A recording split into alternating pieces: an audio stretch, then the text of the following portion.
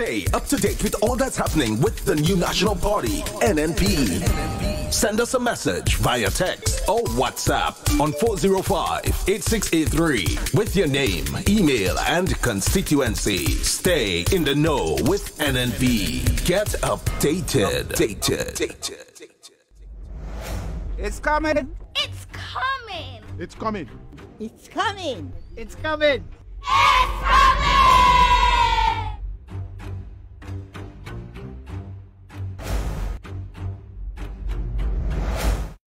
Tomorrow's future is here today.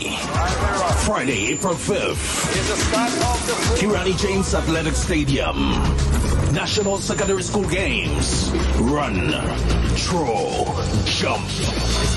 National Secondary School Games 2019.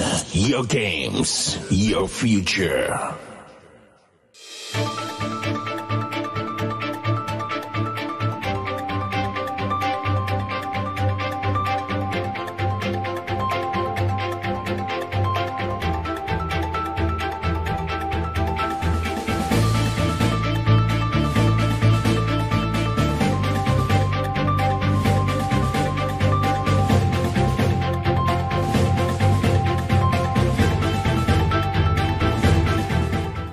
A successful Western Zonal game staged at the Cuthbert Peters Park.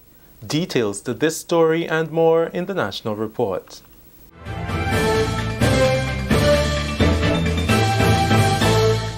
With the details to the news for today, Thursday, 14th March 2019, I'm Delroy Lozan. More than 190 athletes competed in 58 events at the National Secondary School Games Western Zonal Meet on Thursday.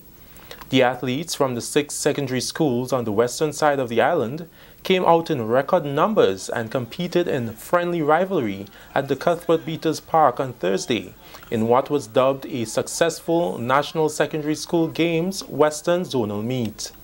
The athletes received support from their peers and in some instances their teachers. Former principal and educator of the St. John's Christian Secondary School, George Wilson, who attended the sports meet, said sports plays a pivotal role in the overall development of the students. I went in person to St. John's Christian Secondary School, chose a gun and mobilized the students. And as it were, I impressed upon the athletes, turn out today in large numbers and give your best as customary. Make St. John's Christian Secondary School proud, and I come to see that is a reality here at Cuthbert Peters Park today. Education Officer for District 2, Leolyn Christopher, said that she was happy with the participation of the athletes, but still a bit disappointed with the level of participation from one of the schools, although a number of children registered for the games. I am very excited to see the students get the opportunity to participate. When we went around to the schools to register the students, so many students wanted to and were eager to. And it's great to see the number of students here today. However, it's still a bit disappointing because in my district, District 2, we registered approximately from 2 schools, over 100 students, about 140 students. And of that number, only about 60 students are here. And the majority of those students are from Grenada SD Comprehensive. The other school, McDonald College, very poorly represented. So it's bittersweet. Many students showed interest in wanting to and they were excited, but to actually be here today. So it's bittersweet. Curriculum Development Officer for Physical Education and Sports in the Ministry of Education says the response from schools in the Southern Zone sent the team back to the drawing board, hence the success in the Western Games.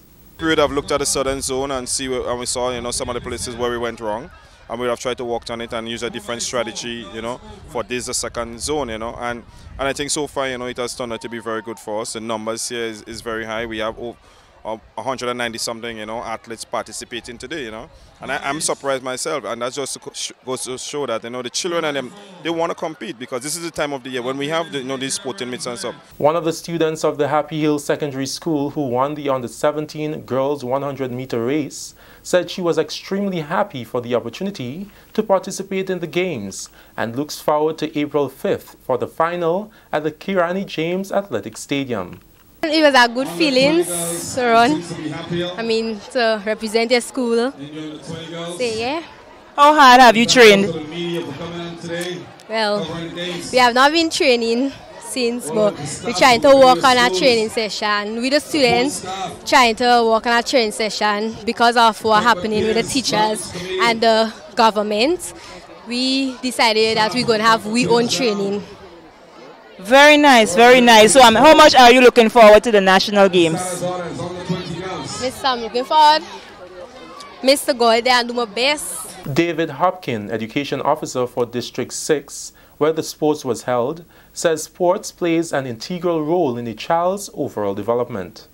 We are mindful of the situation we're in, and to see the level of participation, I think it is impressive. And I want to first congratulate the teachers, the physical education teachers who would have worked in getting the students here. But most of all, I think the students who participated seemed to be self-motivated. They wanted that. They wanted to be part of this activity. And I think this year, this opportunity is a good one for these students.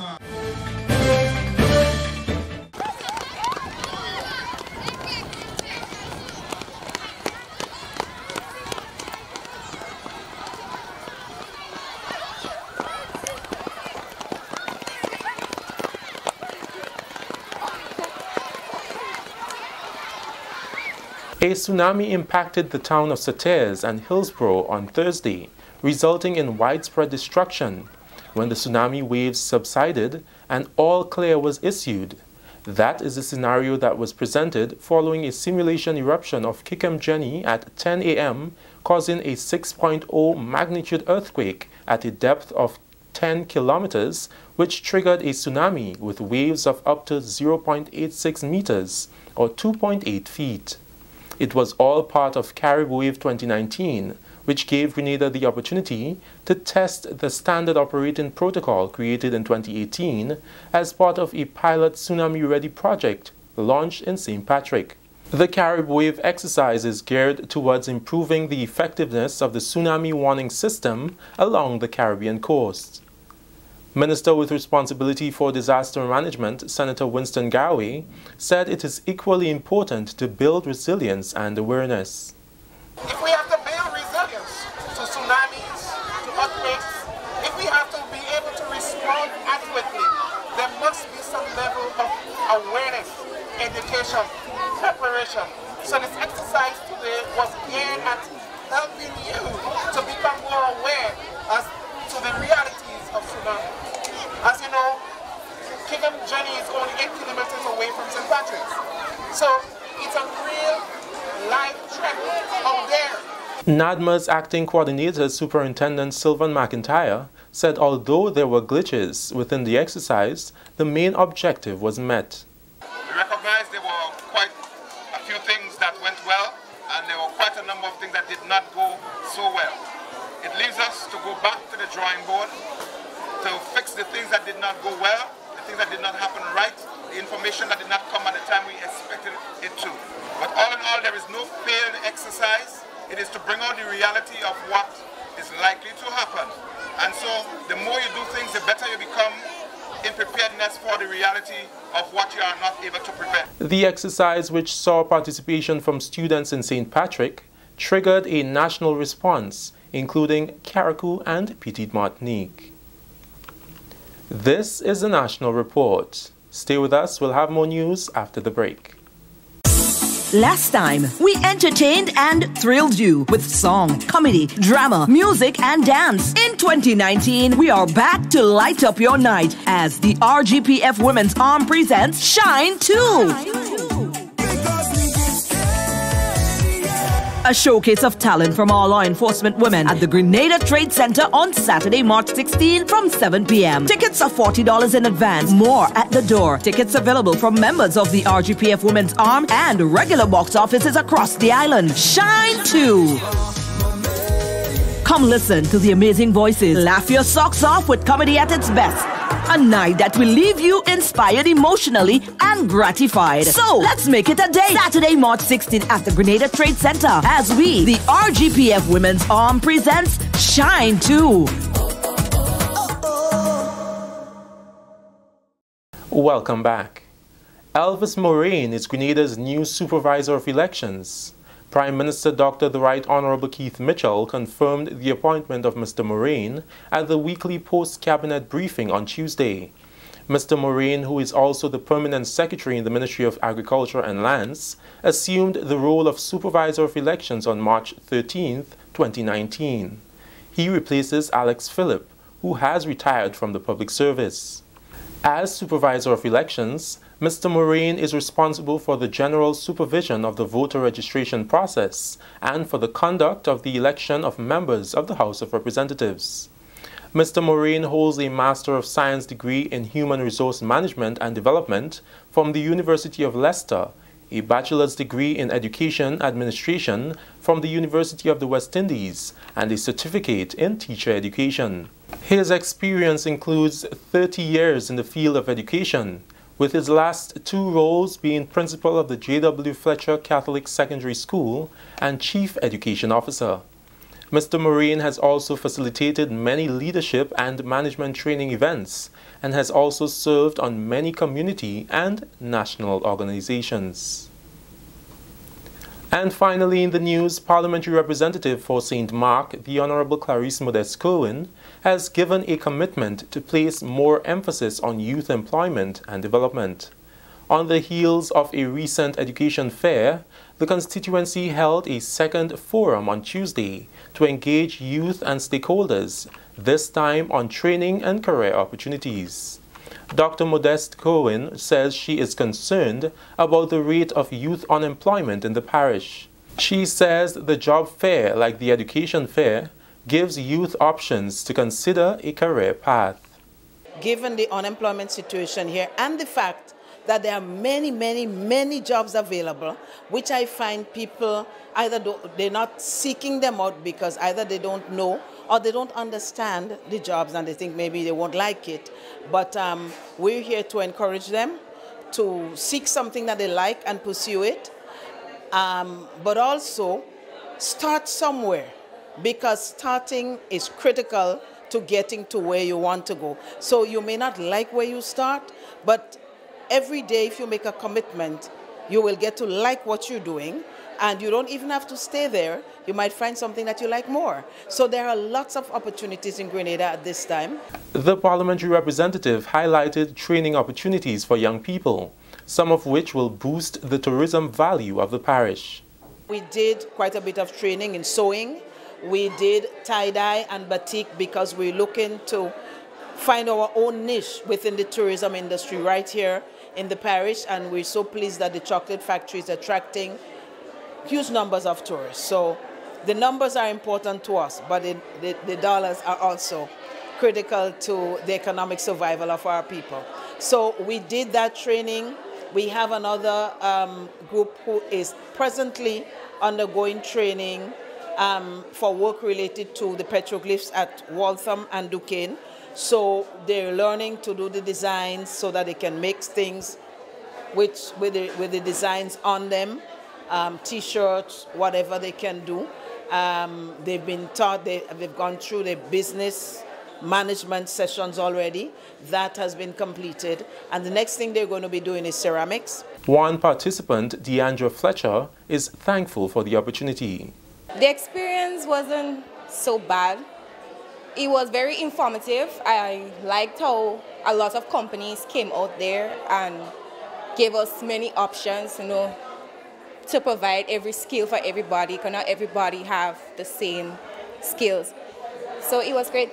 The job fair at the Victoria Hotel featured Sandals La Source, the GIDC, Clare Harbour, KM2 Solutions, Grenada Development Bank, a riser credit union, and the communal cooperative credit union.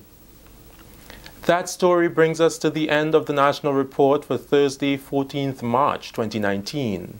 Looking back at the headline, a successful Western Zonal Games staged at the Cuthbert Peters Park. On behalf of all who made the newscast possible, I'm Delroy Lozan, thanking you for joining us.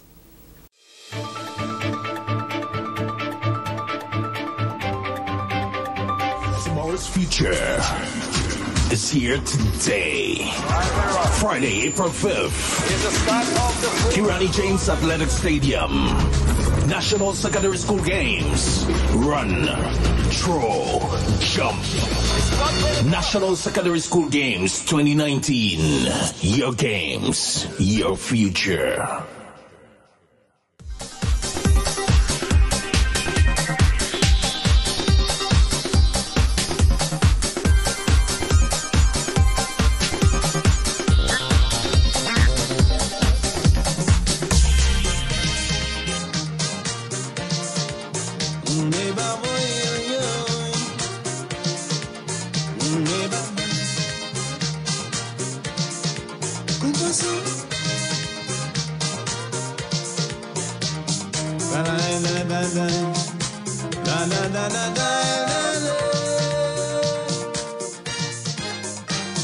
I woke up in a special way this morning.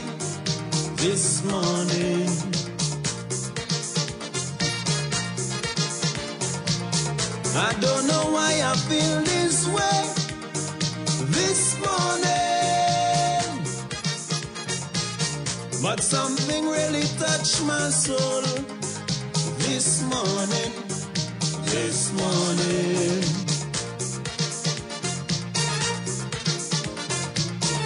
Something precious more than gold this morning. Morning neighbor, hear me, I scream and shout, what's the matter? She asked me what it's all about. Something burning deep within my soul, and this feeling I just can't control. I don't know if it's real, but I want to tell the world how I feel. You should love thy neighbor as thyself, I say, and put an end to violence today. Good morning to you, Grenada, Carriacou, and Petit Martinique. Once again, it is time for Hard Talk. My name is Sheldon Scott. And I'm Devon Romain. And it is Hard Talk. Yes, heading up to the 11 o'clock hour now, 40 minutes after the hour of 10 o'clock, 20 minutes to 11 on the Spice Isle of Grenada. And we are live on 97.5 CitysoundFM, 89.5 CRFM, and 92.9 Sister Isle FM out there on the beautiful Sister Isles of Carriacou and Petit Martinique, and 94.9 WeiVybz Radio in Brooklyn, New York. Yes, good morning. Indeed. And as we said, it's a beautiful Friday here on the Isle of Spice. Wonderful. I expect a brilliant sunshine later. Yes. And part of the reason that I expect a brilliant sunshine later is part of the reason that some of you need to be careful today.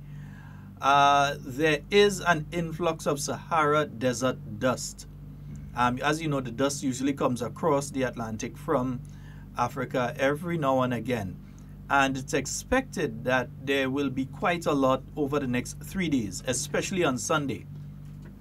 But that there will be a significant impact of dust today, tomorrow, and then increasing on Sunday. What it also means is that those of you who suffer from various respiratory illnesses, you need to be careful. Yeah, so if you know you have to have your Becotide, your Ventolin, and those sort of things for people with asthma, and people with other respiratory problems, you need to keep a special eye on them, and you need to have your medication close at hand, right? Because, you could find yourself in the hospital having to take the injection and so on. And even this week, I've been seeing that several people that I know that are asthmatics and so have found themselves having to head to the general hospital and so on. So you have to be exceptionally careful. Exceptionally, I mean, you got to take care of you. Right? Yeah. You. Before you could do anything else, you. Dali's on with us, man. Good morning, Dali. We hope that you're having a fabulous day. And remember, folks, remember to like and share the live. Share the live and share the love, man. Share the love. The love. Yeah, so folks, like and share the live, like and share the love. Make sure, yeah, you understand? I see a certain man begging this morning, oh, you share the thing now, I'm sorry. No love, no love. No love. I want to share the thing. Shaggy, they need love. Shaggy. Shaggy, what do them? They need love, love. They're not getting the love, Shaggy. They're not getting the love. Yeah, man, this is what he got. Share the thing. Share the thing now. And only Freddy, man. Only thing. Poor dog. Kiame, the bag of slippers he get and the expired water. That's all going on. I haven't seen Kami this morning. Bola, good morning. And so me and Bola was looking out for Kami this morning. We haven't seen her. We stood there, just watching the booth, and like, where's Kami? Oh no. I wonder if it's today. She has a funeral. No, that's I think next week Tuesday. Next Tuesday. Yeah, I know she has a funeral. She went to St. Grenville yesterday and do her hair. Okay, because just about to say that knowing Kami, if she's going next week Tuesday, she would have gone and do the hair. Yeah, she went yesterday. Kami, if you reach, just let us know. Yeah, give us a buzz. Just check in. Yeah, either you hit me a message there or something. Let us know that you're down there. You understand?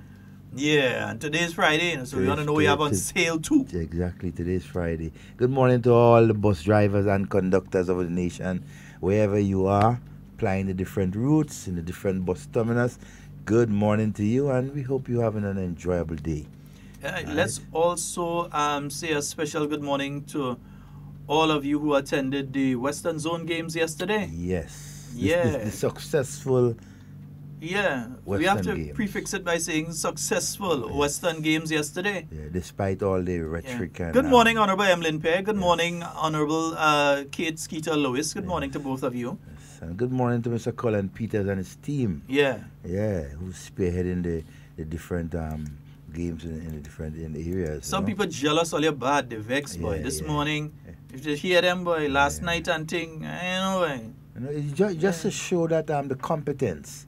Right, the brains of the persons that are involved in organizing the game, and then showing that our children, most of all, are given the opportunity to exhale, right, to do what they do best. The man who was jumping on the radio yesterday and saying, we have to make sure that these games are a failure. Imagine a man, actually, a person who said he's a Grenadian, jump on the radio and saying, we have to make sure that these games fail, blah, blah, blah, blah. Is not that side he from? I thought he'd have some influence on that area there. But then when I heard the number of votes increase for the NNP in the area that he from, instead of going down. I think that he had some influence to make the votes go up, but instead of going down, they increase. Bad influence. Yeah.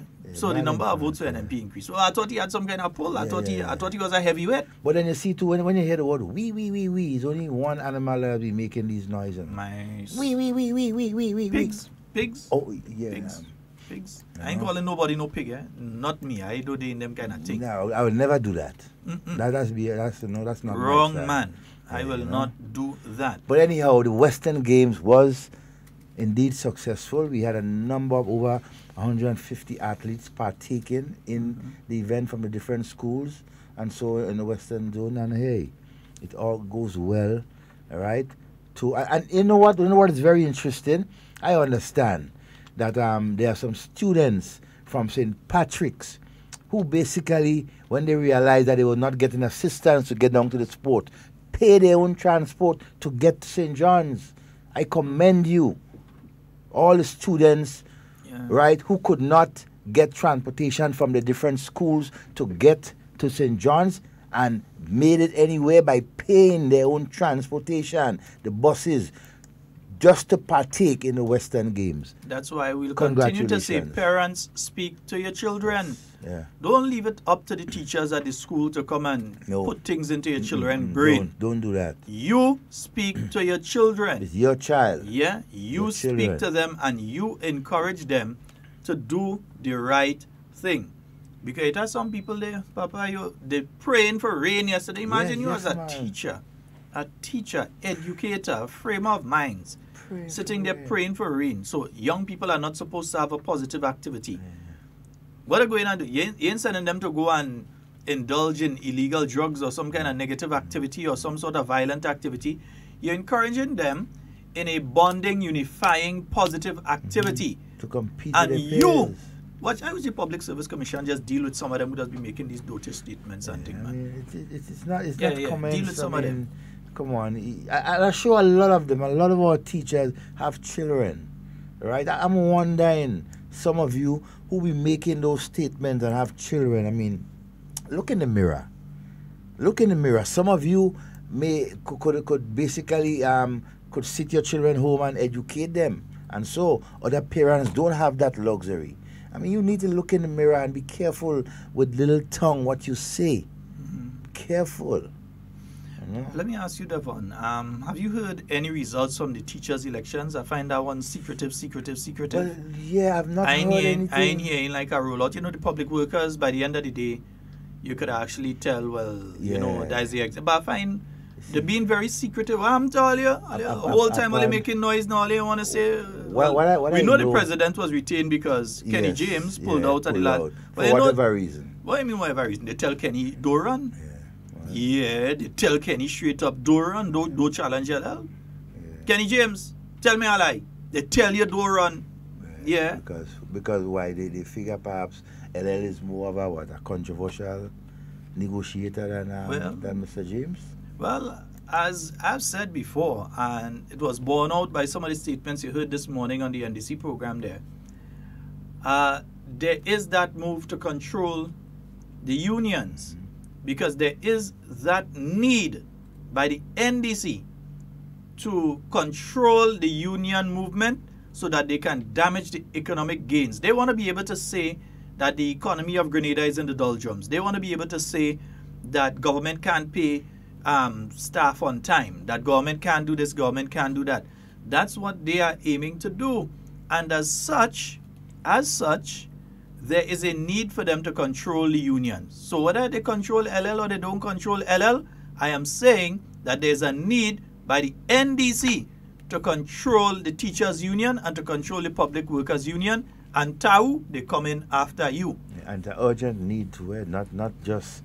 They can't go by certain unions, but they will go by TAU. You don't come in after next. They go attempt to a TAU as they attempt. We know Andre back, brother. You understand? And alligator back that day. Yeah, and Andre is more.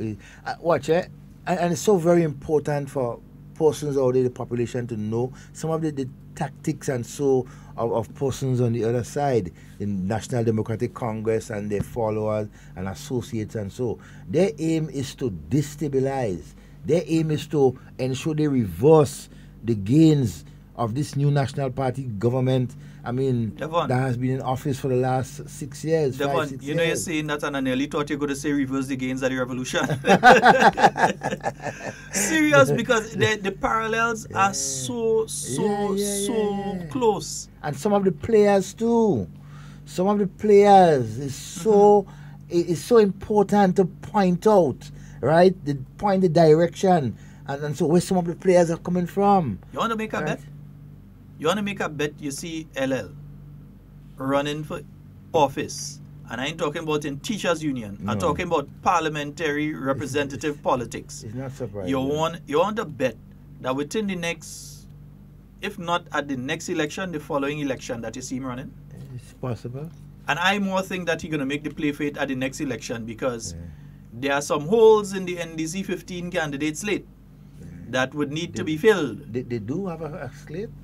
Yeah, if the party still exists. But anyway, they will put out something. What I'm saying to you is that more than likely, because there are certain people you could see now and you see they start to angle themselves to be one of the people. So we're doing like CNN projections. Yeah, we are projecting.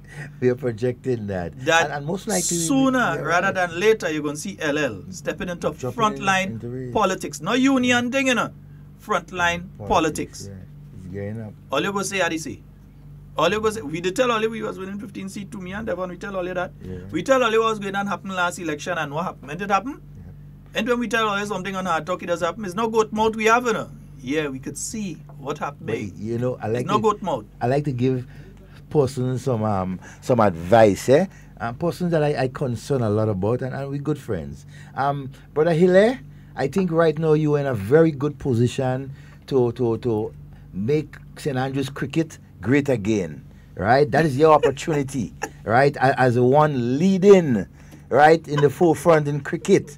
Make St. Andrews cricket great again, my brother. You have my support, right? On the other field, them fellas didn't like you. But you have an opportunity, right, as the leader of the cricketing fraternity in St. Andrews, make it great again. It has been done in the doldrums. I mean, and the cricketers they are energized behind you. So please, sir, continue, right? I'm behind you. Make St. Andrews cricket Great again. Yes.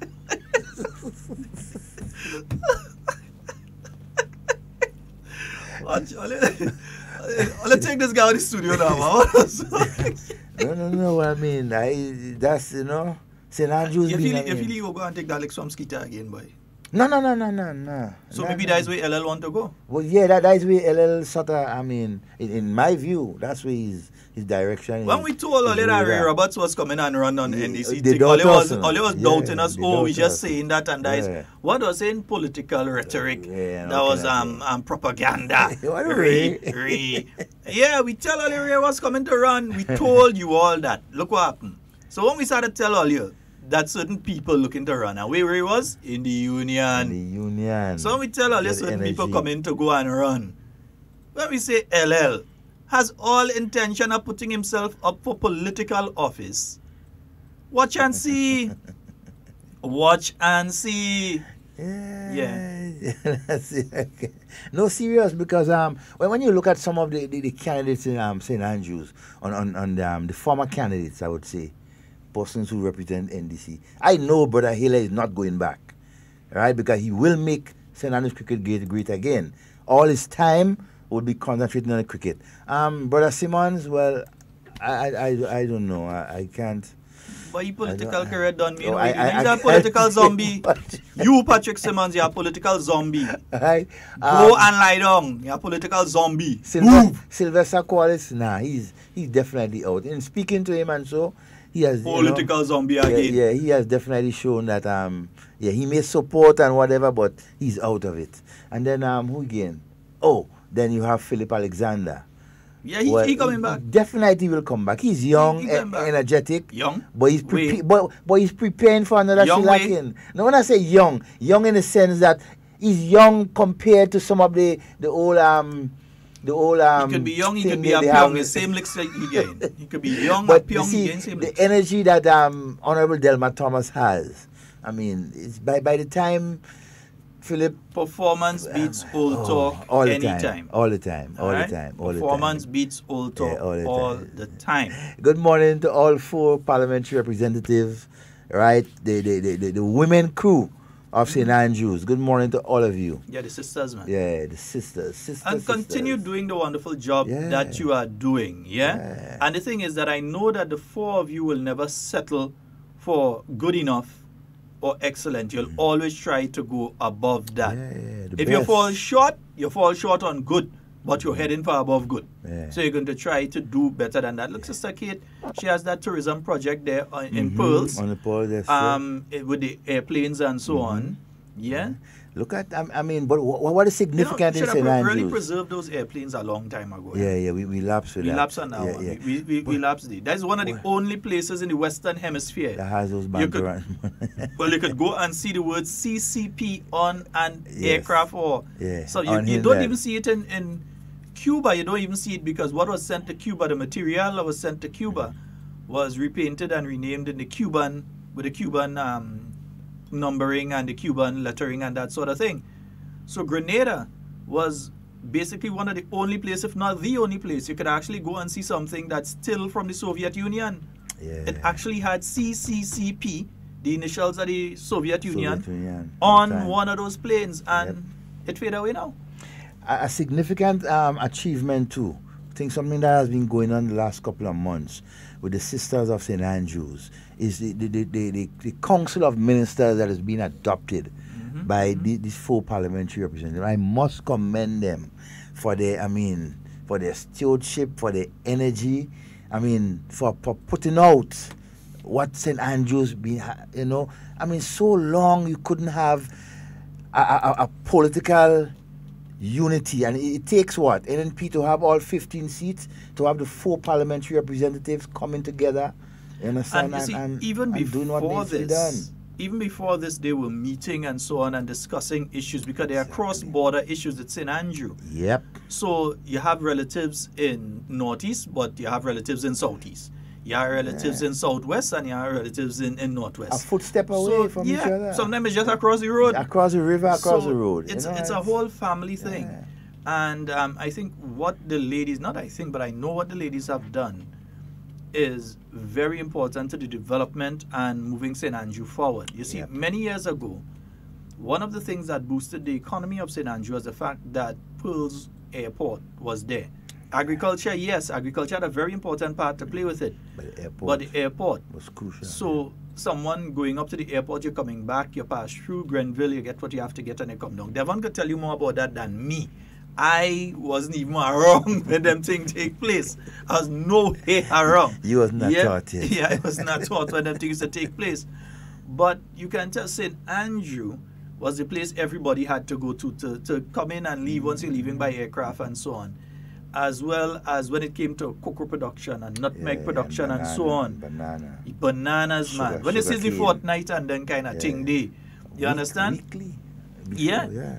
So there always was that economic activity from these main things, but the world now frowns on sugar. They frown on sugar. Yeah? So the sugar industry went the way of the wind. They frown on sugar. Bananas, we know the Caribbean, not just Grenada, lost Central America. Yeah, it lost the preferential treatment. Chiquita and all these companies and them. Which should have never happened because when you look at it, remember, Grenada was a past colony and part of the Commonwealth in relation to Great Britain. But yet still, because Britain was part of the European Union, they had to accede to what the European Union wanted, which was give preference to South and Central America and not the Caribbean. So we lost our preferential trade in relation to bananas, where we used to have big boat come in and take banana when you're passing through areas like St. David and you're passing through the, man, acres upon acres of banana. Yeah, every week. You had 4 different geese boats used to come on a month. Yeah, man. Every week is a different geese star, geese this, geese that, coming in, bringing in and bringing out. To Europe. We lost that. That has nothing to do with government of Grenada. That has nothing to do with farmers in Grenada. That has to do with world politics. Yet still you have some people come and cry and say, oh, they kill agriculture. Who killed agriculture? Let's have a serious, realistic and intelligent discussion about that. Who killed agriculture? You had the European Union. That's why I always say, I agree with Brexit. I agree with it. Because the British, London, was forced to do certain things that negatively impacted some of the former colonies. Some of the former colonies. The people who are still in the Commonwealth, including countries like Grenada. So we lost preferential treatment in relation to our bananas because England, the United Kingdom, was part of the European Union. So you hear all the Brexit thing happening now, and some people feel Brexit is a bad thing. I agree with them. I agree with England. Come out of the European Union and go on your own. Because even, is it fair that a citizen of Grenada goes to the UK and is given a specific, we don't have to have a visa, but we're given a specific amount of time that we can stay in the UK. We do not receive the same benefits as a UK citizen. We do not receive the same benefits as somebody from Italy or from Germany or from Switzerland, wherever part of the European Union, that can leave this morning, go into the UK this evening, get all the benefits of a UK citizen, start a job one time and not have to look over the shoulder for immigration, and get all the benefits of a UK citizen because they're part of the European Union. That's unfair to us as former colonies. Italy was never a colony of the UK. Germany was never a colony of the UK. They were during World War II, at the end of World War II, they were occupied. England occupied part, the UK forces occupied part of Germany and that kind of thing. But they were never a colony. So it is unfair. So that's why I have no problem with Brexit. A lot of people hear about the Brexit thing and they never really research it. Yeah, but the understanding of it is not. One of the good things, though, is I believe that when that entire Brexit process is completed, that it will open the door, and I've actually had that discussion with different people before, that it will open the door to more trade and re-establishing those bridges with countries like Grenada and St. Lucia and Dominica and other countries within the Caribbean, for especially areas like trade, because they no longer would have to give preferential treatment to South American countries, former colonies of Spain. They would have to give, they could continue that way, or they can decide, no, we're heading to Grenada. Yep. Let's get our bananas out of Grenada. The soil is better, the people nicer. We know they ain't using child labor. Let's get everything out of Grenada. And Dominica and St. Kitts and St. Lucia. So if they send up their stuff as a block, we have enough to supply our market on a regular basis. Because England used to prosper when they had much more business, doing within the Caribbean, especially through agriculture. Depot, Carriacou Road, if you know where Carriacou Government School is, right there, right, that concrete road going down on the same side, Carriacou, go right down to the beach. It's a sort of split road, right? And so, but you can go to any direction, you'll end up at the final destination anyways. But it's a very don't say final destination, that kind of movie, Yeah, a unique project though, that road, that repair and construction of that road going down there, man. A lot of people who do not ply or go down there wouldn't know the economic value, economic and social value of that road going down to Carriacou. Right down there for the person surrounding. Riding thing down there and so on as well. There's a tourist facility down there. Yeah, and there's some unique little small hotels or guest houses down at the bottom down there. About two of them, and so then you need to visit. So Depot, your next trip to Grenada later on this year, Carriacou Government School. You coming from Grenville, right? It's on your left. From St. George's, it's on your right. Right? Right as you reach Carriacou Government Depot, School. forget all that. Just check us, we go bring you. Yeah, well, yes. Just check us, even better yet. Yeah, Devon, so we were saying, because I was listening this morning, I realized there was this serious, disgusting attack on the media.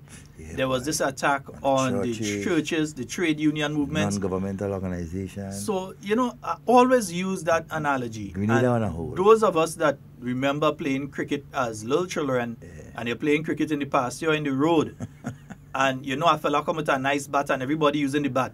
And as soon as he out, he take his bat, he put it under his arm and he gone. And he gone. Because he find he ain't supposed to out. Yeah, or the fella that had the ball and thing, and he find he bring the ball and he out. So he just decide I ain't outing. Yeah, and he take the ball and he gone. So game mash up. A lot of that we have been That is the way that the NDC as an organization operates. Yeah, they get out once, they get out twice, and they vex with everybody. So they want to take the bat and go. Yeah, they're operating like little children. Well, that's because you wanna blame the media, and I wonder if I should even give them that advice. Can we go vex? But until such a time as that organization takes the opportunity to sit down and go through some serious introspection as to the reasons why they have lost. I could tell all you want to know. You all keep sending substandard candidates to the Grenadian people who are not worthy to sit and represent anybody in parliament, not even outside the parliament. They are not worthy to represent the people of Grenada. And that is why they continue to lose. That's one of the reasons. But until such a time as they sit, retrospect, and go through and say, these are the reasons we lose. Stop blaming everybody. Yeah. They want to blame the media. So the media goes and they broadcast the truth that the Western Games was a success yesterday. And the schools came out. The students participated. The students were there in the audience as well. The teachers were there. And Gulf people turned out. And Gulf people came out to it. They are upset that happened and the media reported. How can you be upset for the media for reporting the truth? They only want them to report what they believe is true and their truth, but they don't want them to report the truth. So they want to vex with the media. They should never come out and say that, oh, the media people, they're wicked, and they this, and they that. The truth is the truth. The thing was a success. So why are you upset? Why are you vexed? They can't stand that. Then they want to be upset. You give them diarrhea. They want to be upset because the church membership they are following the dictates of the Almighty. Whichever denomination you are and your Almighty is, they're following the dictates of the Almighty. So you hear the Grenada Conference at churches. Their mandate is not to come out and speak on behalf of the NDC. Their mandate is to speak on a religious and theocratic perspective on issues. They are supposed to give what they believe is the Almighty's perspective on a particular issue, and that is what they have been doing. But they want them, the NDC, wants them to come out now and give an NDC perspective. So they're supposed to come and cuss government and say government wicked and who is devil and who is demon. That's what they want the churches to do. And when the churches don't do it, they want to vex with them. But you see, there is some grown to help people. I mean, come on, you want other people to do your work for you? Get up off your backsides and do what needs to be done. Don't depend on an individual or other persons to do your dirty work for you. Be man and woman enough for that organization to let. But Devon, you know, I mean, we know it's part of the larger plan of subterfuge. Yeah, it's very we bad. know it's part of a larger plan. We tell you the meeting, not because yesterday we call out name and say if you see this one, if you see that one, you don't see this one, you don't see that one.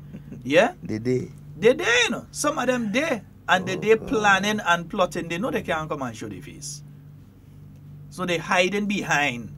Because some of them say, oh, the people and them, they're too wicked. You see what they do? You see what they do? So they still ain't get over it. But don't think that doesn't mean that they ain't planning behind. So instead of they coming out and being the ones talking, they want the church talk on their behalf. Why you want the church talk? The church can't talk on your behalf. You're out of order. You're rude. The church has to talk on behalf of the Almighty. That's who they have to talk on behalf of. Not themselves, but on behalf of the Almighty. That's what the church organizations, be it the Adventist organizations or the Pentecostal organizations or the evangelical organizations or the Grenada Conference of Churches or whatever it is, they have a responsibility to talk out on behalf of what they see as scripturally and theocratically correct. That's what they have to give a perspective on, not what they see as the NDC perspective and what NDC should want them say. They don't have to do that. They're lazy. They don't want to do nothing. They want faces. Yeah. They want people that they can marionette. So they are attempting to take over. And I'm talking, all of you look out, Adventists look out, Evangelicals look out, Pentecostal, Grenada Conference of Churches, all of you look out. Because they are trying to subtly put people into your organizations who are not going to look after the interests of the organization or the perspective that the organization is supposed to give, but are going to try to attack the government on behalf of the organization. They're trying to do that through the media. That's what they want to do. They vex with the media because they want every media house to just be attacking the government of Grenada and just speaking negatives. They're very good in manipulating. You know? Yeah. Very good. They start to mention now the legal fraternity. Yeah. They find that how the local law body, they want them now to turn on the government and start to attack government. Yeah. You understand? The legal fraternity don't have to do that. The legal fraternity had to deal with what is the law, the conditions that they operate under, the laws that are being passed and that sort of thing, and give their views as legal experts on various regional, local, and international issues. That's what they have to do. What is their mandate? That's their mandate, not to speak on behalf of the NDC. All you're out of order and rude. When they need to talk, they will speak. Look, when they have issues with court proceedings, and so they made it clear. They came out and gathered right in front of the court and let the government know that they are concerned and pay attention and everything like that. They do what they need to do when the time comes. And so, but again, so they want the unions. They want the unions now because here's why. If government and the way government is operating is causing savings for the average taxpayer, is causing the economy to grow, the way that you reverse that is by making the workers not work. So you stop that process from happening. That is why they have been trying as hard as possible. And who knows if they're successful or they're successful in controlling the Public Workers Union. That's why they need the Public Workers Union so much. Yeah, they need the membership. So they want to be able to shut down the country. Shut down all. So you would leave St. Patrick and come down to town to go and get something done in the ministry, and nobody will be there. So your money will be lost. And you turn around and blame the government or the politicians. Yeah. You want to cuss your MP. Look, all they're doing shopping is look, I come down all the way there, I can't get that. I come to get a birth certificate, I can't get it. I go to pay a bill, I can't get it. I can't do this, I can't do that. I go to the Ministry of Agriculture, I can't get through. That's what they want. So they want to control the Public Workers Union to create that negative perception of the government through the eyes of the general public by not improving the public service and not improving the lot of the average public worker, the person who worked for 30 years and now they're about to retire and so on, and we want to see them get full benefits. They're looking at that, you know. They're looking at how they could attack and damage the government of Grenada. You think they care about the teachers? You think they care about the students? What they care about is they believe that if they interfere with the teachers enough, they can get the teachers and them to preach a message of hate to the children. Because remember last year Christmas, you had children saying, when children asked for the Christmas party, teachers were saying, go and ask Keith Mitchell for your Christmas party. You know what they're doing there? They're trying to plant that seed of hate in the minds of our children. That's why we said earlier and we'll say again, parents, talk to your children. Take control of your children. Talk to your children. Because some of them being primed. On the other hand, on the other side, you have a radio personality on the mornings and nights continue to preach violence and excitement, right? To sabotage and to destabilize this country. And I always say it reminds me of the situation in 94, 95 in Rwanda, when a particular radio host went on the air and encouraged his fellow citizens to turn on other citizens, call them cockroaches and all sorts of off-key name. It is time to exterminate the cockroaches. Yes, pay attention to those remarks made by this guy on this radio. Pay attention to it, and this is serious. The incitement and the injection of hatred, right, within our society, and so we cannot tolerate that. Operating like them Hutu and them. That's not operating like them Hutu. Yeah. They say kill all them Tutsi. Yeah, kill all the Tutsi and everything like that. You know, now the table turn. You see what happening? You know, we don't need that. We don't need that sort of thing here. This is a peaceful country, and we don't need that sort of thing. That sort of incitement that some people are trying. They're trying their very best to incite people to violence. You understand? So they would come and they would see Devon passing, but they're afraid Devon because they know Devon is a different kind of man. So they go wait until he passes, and then they're going to try, oh, he feel this, he feel that, and say all sorts of things because they're trying to put something into somebody's mind and build a mind to try and do Devon something, or to try and do me something, or to try and do an MP something. Putting all sorts of things into people's mind because they want to encourage them to act in a certain way. Exactly, and throwing things at NNP supporters. You understand? Because you are NNP supporter, you support this government and everything like that. You are the worst person in the eyes of some of these guys. You understand? They see them as lower than human beings. They call don't them see them as illiterate and dirty, and I mean, come on. Let me put something in perspective here.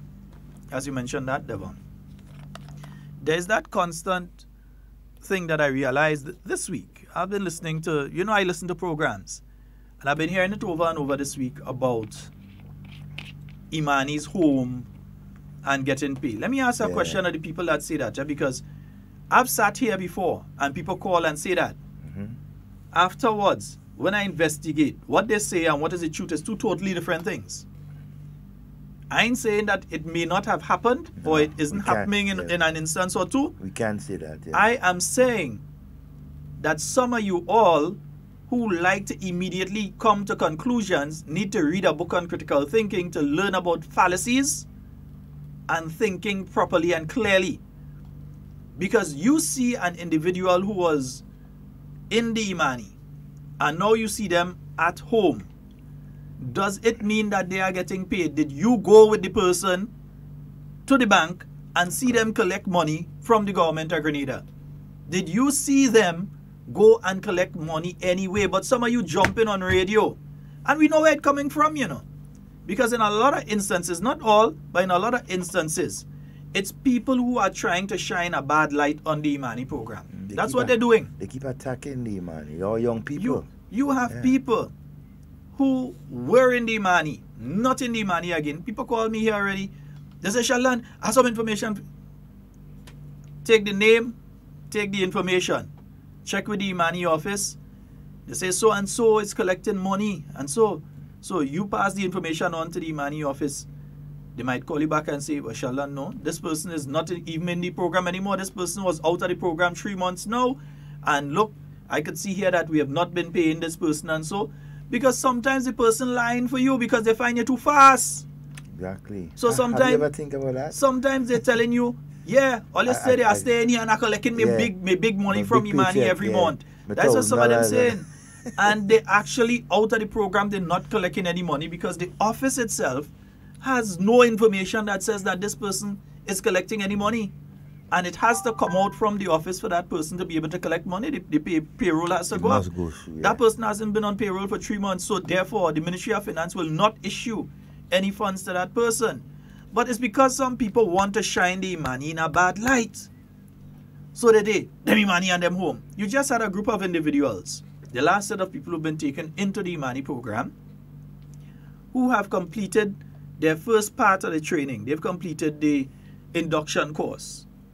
So now they will be home for a short period, a couple weeks, while they are waiting to be placed into, be it a business place or a class. They may be doing a class at some institution. It could be as TAMCC, it could be anywhere. And they're going to be doing a class, or those that are going to be placed into an institution to gain training also. And while they are waiting in that interim period, somebody might see them home. Oh, they're collecting a pile of money from Imani and look, they sit down home. And they ain't doing nothing. That is the kind of thing that's going on. That's the first thing that comes in some of their minds. They home and they ain't doing nothing and they're collecting government money. And they're quick to run on the radio and talk about that, you know. Because, I mean, if you step back one and you say, okay, you see a situation, you want to know more, investigate now. Find out, seek the information, and do the right thing. If you figure you gather enough information that could say, okay, this person is doing that, you report to the relevant authorities, let them know. And if you figure, in your opinion, based on the evidence you gather, that is still continuing, then hey, you take it further. But don't not gather your evidence and just accuse people of doing things. And even if you think that, don't you think that the place to contact is the Imani office? Exactly. Find out. You jump on radio because your intention is not to solve a problem if you find something is wrong, you know. Your intention is to malign the Imani program and therefore the government. That's what your intention is to do. I'm clear on that.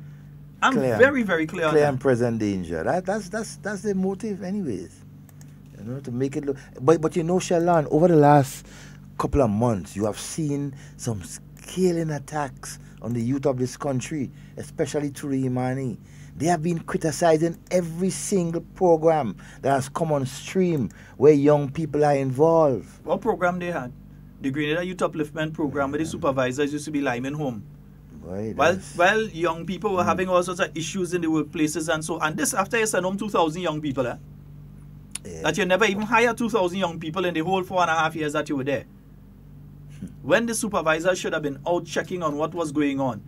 And I ain't saying it from just me saying it, I'm saying from what the young people said when we came in. Yeah, they're chilling. There's home who was modeling short pants up in St. Andrews at the side of the road. Who was sitting on the veranda. Who was on the beach having fed liming on the beach. When they should have been out supervising. They didn't have Saturday and Sunday for that. So they're doing it during the week.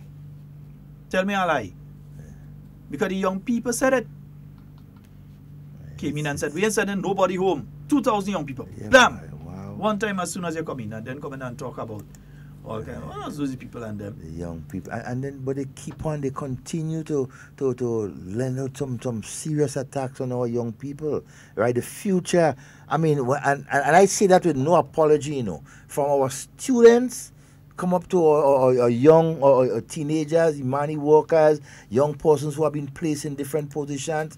They have been coming under some serious attacks by persons within our community for whatever reason. They see the Imani as a demographic and the people who are benefiting from various social programs. Now, you see, it falls in line with the Claudette Joseph statement that people who support the NNP needy and greedy. That's her perspective, and that's generally the perspective of the NDC because they never distance themselves from the statement.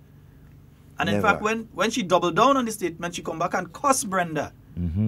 Cussed Brenda after election. I was surprised to see she go on the program after. Cussed Brenda. And say Brenda was thinking, no, cuss me. I'm the one that played for Grenadians to hear. So the thing is, they see the Imani as a demographic that they need to influence because they see it as a block of votes that they need to influence. They see public workers as a block of votes that they need to influence. Understand the politics that's at play here. They see the money. They see people benefiting. Nobody knows. They seem to know everybody who's NNP and who's NDC. Me, I know. Because that was never a question on a form when you're applying for Imani, no a question that anybody asks you. Who you support and what's kind of nonsense. You look at a young person, you see a need, you see a will, a desire to go forward, and you're trying to help them. But they know everybody who's NNP and NDC because they're only interested in helping one group of people and attacking another group of people. That's amazing. But that needy and greedy thing is why they keep attacking everybody that's under a social program. You're poor? You have no right to be poor. You have no right to be poor. How the hell you could be poor? They keep attacking people for their circumstances and situation that sometimes people was born into. They didn't have no choice about it. Who are you to determine who is needy and who is greedy?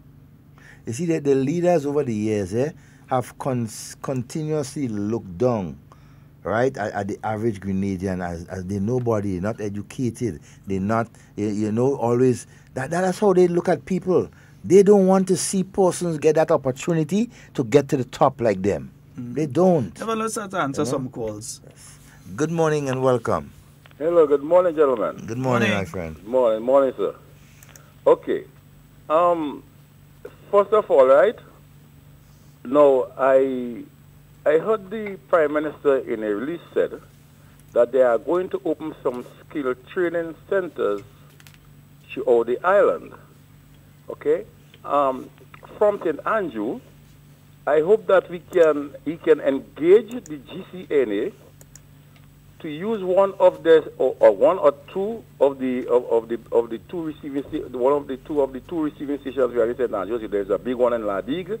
There's another big one at Lafayette, and there are a number of GCNA former receiving stations throughout the country. So I do not think that it is necessary to build new infrastructures for the skill training program. The skill training program is very important against the background that there are quite a number of large hotels and other residential houses to be built in the area, and we are lacking skills in many of those areas, or there is a shortage. There's a shortage of skill. So when these mega projects come into being, we do not have sufficient skilled personnel to fill those positions, and therefore we have to import the skilled labor.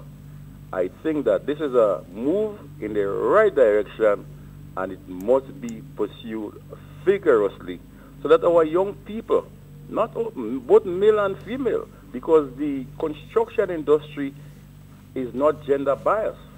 We have a lot of women who are involved in electrical, tiling, plumbing, painting, and I think that our females should be encouraged to get involved in those areas. And so I would like to compliment the government for having that thought and to take the initiative to train our young people and to train them properly so that when the jobs come about, we can fill those positions, and by so doing, the unemployment situation would be less, our skill population would be greater, and it would be beneficial for the entire country. Great, sir. All right, thank you so very much. Thank you. On the question of cricket, sir. Mr. Historia. On the question of cricket. Cricket, all right. Yeah, St. Andrews. Make it great again. St. Andrews had the best two-day cricket competition in the OECS. In the OECS, we had the best cricket competition, right? And therefore, in 2017, not a ball was bowled. In 2017 finished prematurely. In 2018, not a ball was bowled. And I think that we had sufficient time. After the collapse of the LL administration failure to have cricket failed to have cricket in St. Andrew for 2 years, that there was sufficient time for us to reorganize St. Andrew cricket in the form it used to be. Today, having 30 over or 35 overs competition is not the kind of competition where we want to train our people to get into 4-day and 5 days tournament. And therefore, well, it is, I mean, you know, just, I go about a Sunday by the time 4:35 cricket is finished. And people, you don't understand that cricket is a real integral part of the St. Andrew psyche. But that 35 over would not develop cricket in St. Andrew, and Mr. Hiller and his executive has to rethink what we do with cricket in St. Andrew. Let me just interject. I mean, having some discussion with some of the persons and so associated with cricket, I think they based on what they have told me, the idea, because cricket was dead for the last 2 years, right? The enthusiasm, the energy for cricket in St. Andrews on that wider scale, you know, went down. So as the new executive took office, what they are trying to do is to revitalize, get as much teams, much more people involved. So by hopefully next year, right, they can revisit the whole question of the 2-day cricket again for all the divisions. Because remember, he had about what? Three or four divisions. Yeah. You understand? ABCD, you know. But so much of damage was done to St. Andrews cricket. It will take a while to get all these competitions and so back on stream. So I really think it is their first try at it. Let's give them an opportunity to prove themselves. Hopefully. Okay, I take your point. The next point concerning cricket, I think that Miss Edgar, for quite a number of years, she has been representing women cricket on the GCA and has been a member of the executive of St. Andrew. We are not seeing a movement in the development of women cricket in St. Andrew or in Grenada. We must give a refresher every support that even without proper competition, she has made it to the West Indies team and now she'll be captain in the Windward Island team. And I think Ms. Edgar should use her office to reorganize female competition in the entire Grenada. Even before we had these formal leagues, that there were female cricketers all over the country. In 1976, we had a national team to represent us in the West Indies cricket. McIntyre and them. McIntyre, you know, and my sisters. And we had 4 young ladies from the Vikings club, but we were playing on the national team. And you know, you look at Montrich with the Smart sisters, who were trained by their father, and then you had Sampat and Dandarat and some serious names. Papi Tet and them fellas going about ensuring that cricket was an integral part of our community, and that we had people to represent our nation. We want our cricket to get back at that level. You see what happened? How people was the enthusiasm of our people who attended the last matches we had here. You know, while we were saying, boy, Lord, this kind of day they give us in Grenada. Grenada didn't want matter about it, whether it's Monday, Tuesday, Wednesday, Thursday. They came out in large numbers. You know, so I think that the Grenada Cricket Association and the other small leagues must look at cricket as an integral part of Grenada, and the development of cricket is very important for our all-round development and to help those persons who do want to be in that discipline of sport. Have a good day, gentlemen. You too, my friend. Yes, indeed. One thing I'd like to say, though, I think I disagree slightly with the caller in that I think from no cricket to having cricket is the first part. Whether it's the 35 overs limited or whatever, you can't just start back at the top. You have to start back somehow. So you have to get something going to get people interested and to get the ball rolling again. So to start back, they have the 35 over, that's one thing. And I think with the lighting of some of the playing fields in different parts of St. Andrew, it's going to lend further to the development of cricket with the night cricket and so on taking place. Yeah. Good morning and welcome. Good morning.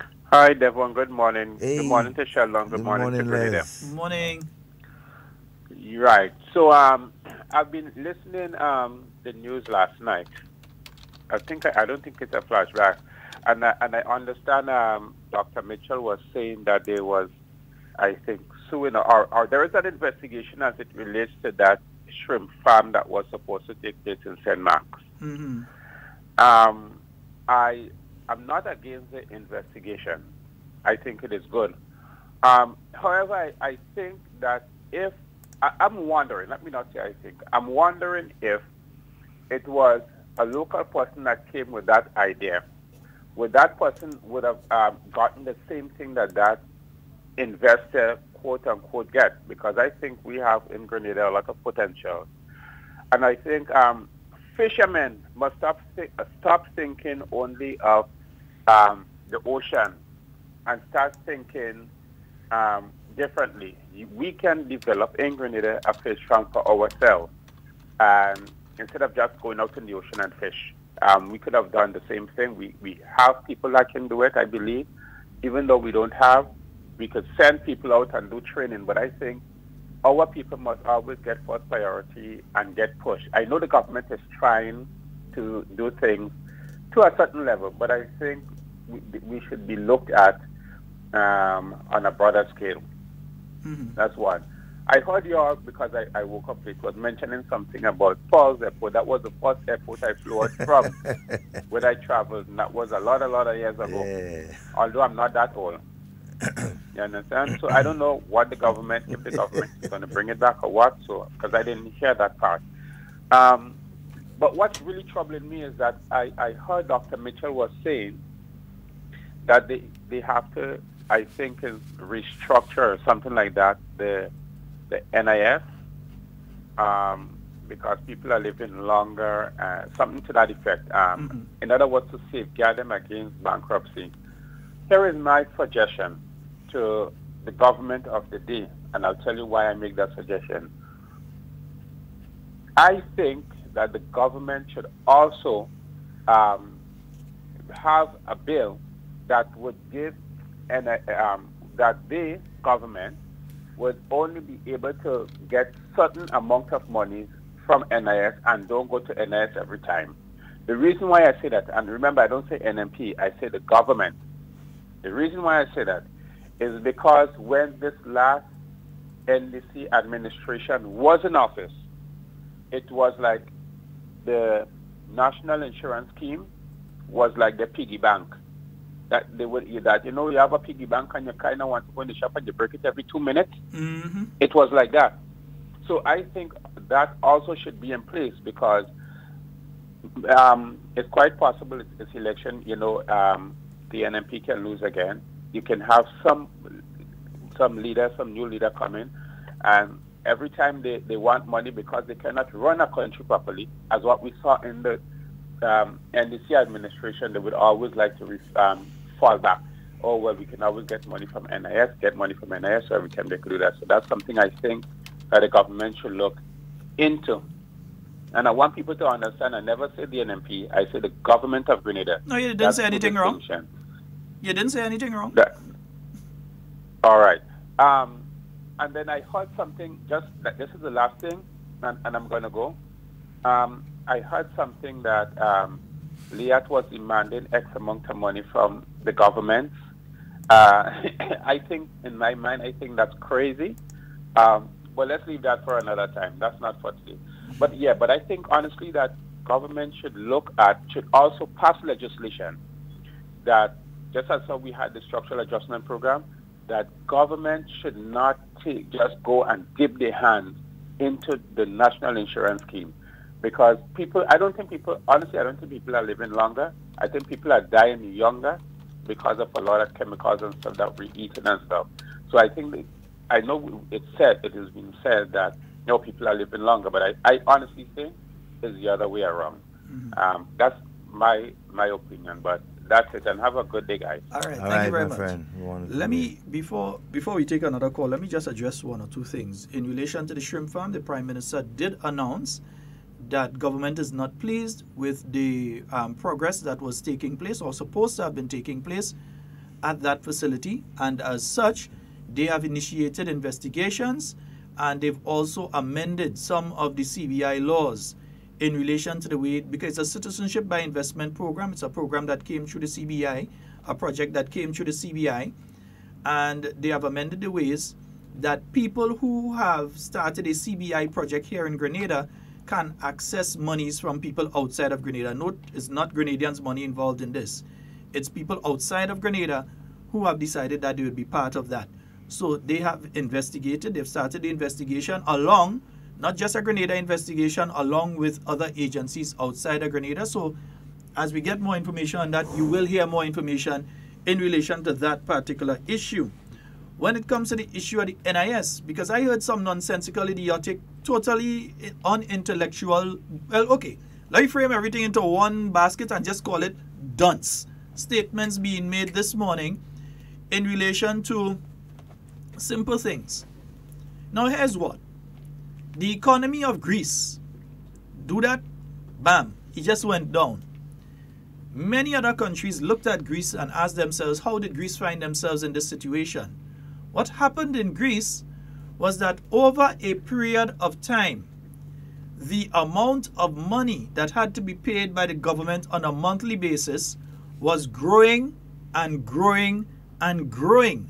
And the amount of money that was coming into the government was dropping and dropping and dropping. And that's specifically in relation to salaries and pensions. So the Greek government found a situation where they had quite a few people, because they were retiring at an earlier age, so you had quite a few people that had retired in Greece, and these individuals had to be paid a pension by the state. So they had to be paid by the Greek government. They had to be paid every month. But these people were not working, so therefore they were taking money from the state, but they were not putting back money into the state. They were not paying into a pension plan or anything. Additional to that, due to improved health care, the people were living much, much longer. And apart from that, the state also had to pay for other goods and services and the salaries of public workers. So it found itself that if you were paying $1 billion this year, next year you're paying 1.2, then the following year you might be paying 1.25, then 10 years from now you find yourself paying $3.5 billion. And they were not making enough money. So what it caused is that the Greek economy could not sustain it, and it crashed. They couldn't sustain it. Not once it crashed. They couldn't sustain it. There was no way they would have been able to continue paying the pensions and continue paying all these things. Other countries took note of that. So in Barbados, they changed the age, they raised the age. I don't have the list in front of me. I know my friends next door could give it to me. But in Barbados, they changed the age from 60. They say, okay, instead of letting people retire at the age of 60, we have more and more people who are becoming pensionable and so on. Let's change the age to 65. So at least for 5 more years, they give something back to the state. They put into the pension plan. They give into the NIS. They give into whatever programs and projects are there so that it can be more sustainable. And some countries are trying to move it incrementally up to 65. So some have started, they were at 60, they've gone to 61. They stay at 61 for a few years, then they move it from 61 to 62. They stay there for a little while, they move from 62, they've gone to 63. And so they're moving it up incrementally, not just move it from 60 and immediately move it up to 65, but moving it incrementally. This has been done in several countries, not only in the Caribbean, but worldwide. Because in the economic model that's being used, if you continue to operate in the way that you're operating, eventually you will collapse the national insurance scheme. It will collapse if you continue to operate in the way that we're operating, with people, they're retiring and still capable of work at the age of 60. There are people who are 60-year-olds right now, and you're looking at them and they could work. and they could be contributing back to the economy instead of just receiving benefits alone from the economy. 60-year-old now and a 60-year-old 20 years ago too is two totally different things. You have some people in the 70s and 80s right now, and you can't even tell they're in the 70s and 80s. Because with improvements in healthcare, not just in Grenada, improvements in medicine in general, worldwide, improvements in equipment, improvements in different techniques to keep people alive and healthier for longer, is going to make people live for longer periods of time, and therefore the state is going to have to maintain the standard of living for these people by paying pensions to them. And in this instance, outside of what the state is paying for, the NIS is going to have to continue paying for these people for the longer period of time that they're living, and it is going to put a strain on the NIS. It's a simple thing to understand. Anybody that wants to understand it can go and read up on what took place in Greece. The Greek economic crisis. You can go and read on that. It's online. We find time to read all sorts of things, but we don't read important stuff. So simply, what the National Insurance Scheme is saying here in Grenada, and this is coming from the actuaries and so on as well, what they are saying is that the age of retirement in Grenada needs to change from 60. Grenada remains one of the only countries in the region, not the only one, but one of the only in the region that still has the retirement age at 60. So you have relatively healthy young people. You're just 59 and now you're 60 and all kind of thing. Healthy people who could still contribute with various bits and pieces of knowledge, institutional knowledge, that they should be giving back to, be it the government service or a business or so on, that are retiring at the age of 60. Yep. And some of them still going and find themselves involved in some other area for another 10, 15 years. Make money. Before they finally decide that they go in and rest. So it is simply the economic model that's being proposed to ensure that the NIS doesn't go the way of what happened in Greece, is that you raise the retirement age. It's not that you're trying to be wicked. I hear one person, and folks, I'm going to get to the phone lines in a while, but it's important to explain this. Even here in Grenada, we are improving the state of healthcare here in Grenada. You're improving the state of healthcare. The brand new accident and emergency unit that right now they're trying to get the proper equipment to put inside there. You have the most ambulances that you ever saw. You have that right now. And various other things that you're putting in place right now to improve the state of healthcare here in Grenada will mean that people will live longer and healthier lives. Yeah? Also, if people make the right lifestyle changes, because they could have all of that there. And if you yourself don't make the right lifestyle changes, you die young. Yeah? I know I have various things I have to change in relation to my diet and exercise. If I don't change it, I die young. You know it too. So you have to make the changes yourself. Yeah? So more and more people are being educated about these things and understanding. So more and more people are living longer, healthier lives than would be able to do that before. Yeah, so that is basically what they've been speaking about when it comes to the National Insurance Scheme. I hear someone talking about, NNP government. These people are so vindictive and wicked that they will not tell you that when the law was passed in relation to giving parliamentarians a pension, that law was passed under the Herbert Blaze. It was not passed under the Dr. Keith Mitchell administration. No. It was not passed under the 1995, 1999, 2003, 2013, or 2018. They wouldn't tell you that because they think you're stupid. They think you're dotish, and they think that you would just grab it and run with it. So you see the parliamentarian, look them wicked brute, they just pass a law way. That was passed under the Herbert Blaze administration. And when they're calling people wicked, NDCites, it's Tillman Thomas they're calling wicked. Mm-hmm. Because he was part of the government when that was passed. You're saying Tillman Thomas, they're saying he crooked and he wicked. Explain to people that this was passed way back under the Herbert Blaze administration. So who was there? Brizan was there. Yep. Tillman Thomas was there. Dr. Francis Alexis Aline Walker was there. All of them. And he is calling all of these people wicked and crooked.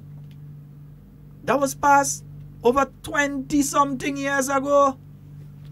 But they're saying it to try and bamboozle your mind and give you the impression that it's something that was just passed the other day. This NNP government did. This NNP government didn't do it. They need to be truthful when they're speaking to people. Because some of us out here are going to expose them. We're going to expose them. Let's go to the phone line again. Good morning and welcome. Yeah, good morning, good day. Good day, my friend. Yeah, the pension,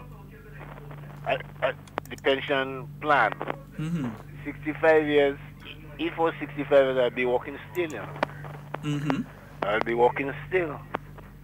And the next idea is, I don't want to call no name, but a young man, a union man, head of the union, go in a certain house and he see Kate Louis picture there. And he take it and he mash it up. He go and see her sick. And he just take out the picture and he mash it up. I find that ignorance. Brother, I know the full story and man. Papa? Oh God, Lord. Yeah. Oh Lord. All right. All right, brother. Okay. I know, believe me, I know the full story. I know the full story. So enlighten me now. No, I want to say it on air because the family themselves are the sick individual, yeah, they kind of say, leave it. Yeah? They said, I ain't gonna shake them, leave it. But for an individual, all the time you ain't care about the sick individual. You ain't care about them. You ain't going in and checking on them and so. But you hear money passing. So you reach there, right? And then you go and you take poster down and you tearing down poster and all kind of thing. You ever see the Bruce Lee movie when the fella come and he ting up boy and come and he put out a board and he come and he cuff the board and he break the board into plow. And Bruce Lee watch him, he say boards don't hit back. Tear poster. Posters don't hit back. Tear poster. Vex. That shows the level that some of them operating Good on. morning and welcome. Morning, gentlemen. Good morning to you, my How you friend. doing? Not too Good, bad, man. you know. And Mr. Well, I know Mr. Scott is okay now. I mean, listening to him and he's okay. You know I'm okay But too, wondering man. about you, Mr. Devon. I'm good. I'm good in the name Back of the to Lord. normal? Well, not normal. I mean, we can't get back to our, Was it cold? our state. No. But just some sort of how would I say it? You don't taking care of yourself? Well, to say it? partly. But then if I say that, it's not just me that will get blamed. So, but that's another discussion. You mean Anyhow. your wife? And let's get to No, your wife doesn't no blame for that. Make your contribution. You don't taking care of yourself, too bad for you. Why are you trying to put the man? Why are you trying to put the man business in public? Go on with your contribution. Well, glad to know you're back, mister. Yes, man. Thanks very much. I listen man. all the time, but it's not every time I could call. But I'm listening today. Let me first address that issue about retirement age and time. I think people's retirement should be 65, the retirement age. Hello, I'm 63, and I'm similar to when I was 20. What difference? I've had friends who we went to school together, who I know very well, working in ministries, in the government for all years, or work wherever they work. And meeting me and telling me about they retiring just now, maybe 2 years, and they can't wait to go home, kind of thing. I've heard language of that sort. And I said to them over and over, or whoever I get a chance to talk to, hello, what you going to sit down and do? Almost nothing. Yes, you're accustomed making your garden, like to do this and that and whatever. You still continue, maybe things that you might not have had a chance to do, or wanting to do for all the years, you will have a chance now. But a person at 60 years is too young to be talking about retirement. And the whole issue about NIS and everything that goes with it has a lot to do with that, you know. It's an economic progression and development that we have to put all in factoring together to the extent that you have to now get money so early from NIS. And I don't know why people somehow think that the pension issue have a lot to do with NIS, you know. NIS and pension is two different things, you know. And the whole issue of gratuity and all that have a lot to do with a whole lot of different things. To the extent that they correlate is because there's a compilation of laws, like in the 1980 79 issue, when the government changed the process. No, it was 83, sorry. Somewhere thereabout. And the whole thing having to do with how do you recognize who deserve or who qualify for should not be so complicated to the extent that what we have now as a confusion with the teachers and so on, striking and staying days off and having to be not paid, and the games and all kind of things come up to as a part of it. We need to understand that there's a whole lot of unflowering or untwining that we need, if in the process of understanding that situation, to stop and talk a lot more. And the explanations that are there for it, Mr. Scott, you are a part of the kind of person who like to talk about this type of thing and them. You need to get that unraveled. Yes, sir. Because somehow there's a mix-up. And I'm at the compilation of what I just did there, I think it matters. Honestly, I think it matters. Maybe I didn't put it very succinctly. I didn't put it maybe in the best way. But I think what I'm saying there, if you put all together in sparse language, if you put all together, you recognize that it is necessary for a discussion where an explanation and soothing down of the temper that is there. There was serious temptation in that situation there. There was serious confusion in that situation there, where nerves are frail. The nervousness of our people, the confusion and the anger. I heard a lady this morning on another program said something. She asked if Mr. Antoine, who is the governor of the central bank, is still the permanent secretary in Grenada. And I really have no understanding. I know where she's coming from, you know, because I heard Mr. Antoine speaking on that issue. And let me tell you what I understand about that. And I think it makes sense. And if I say it that way, maybe it's an exaggeration, but it matters. Mr. Antoine is the minister of all minister of finance in the Caribbean who associated with the central bank. You get the statement I made? Yep. Mr. Antoine is the minister of finance of all of them, because they all have to go back to that central bank. And if they don't understand how you deal with such an issue, I'm not a finance minister. They used to call me the balance wheel at one time, because of how I relate to money matters. And I'm very good at that.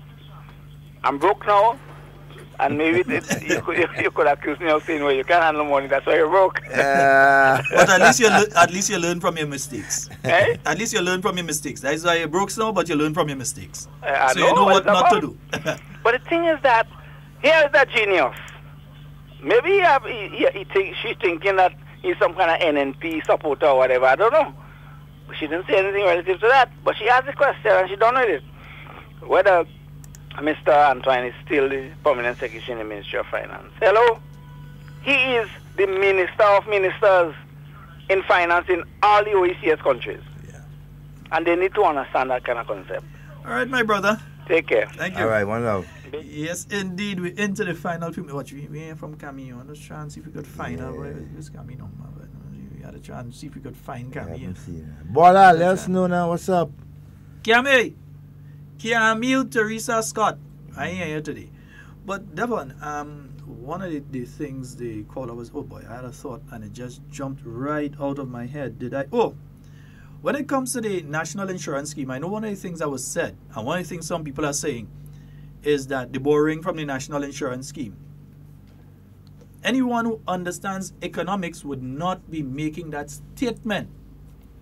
When the national insurance scheme collects my money, Devon money, Nazi B money, and your money, and they take that money and they just have it there, that money is of no use to the national insurance scheme, you know. Or to you. Because when the time comes and you come and you take your money, then it leaves them with nothing. Exactly. When you get sick and you have to get sick benefit, or you get injured and you have to get a benefit, or you have a child and you have to get maternal or paternal benefits, when you have to collect these various benefits or their funeral grants and so to give out and these different things, that's money going out, not coming back into the national insurance scheme. So if that was the situation, you'd find over a period of time, there's little or no money inside there. Yeah?